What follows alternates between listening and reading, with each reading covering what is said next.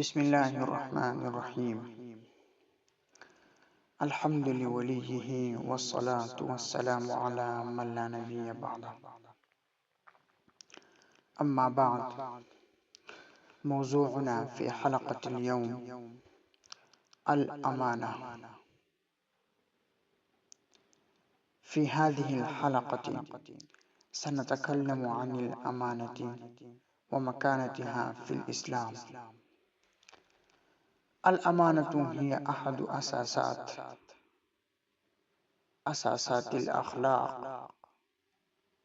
الأمانة هي أحد أساسات الأخلاق الإسلامية، وهي صفة من صفات المؤمنين.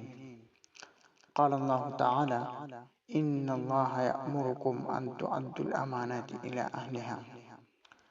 وقال النبي صلى الله عليه وسلم: لا إيمان لمن لا أمانة له، ولا دين لمن لا عهد له.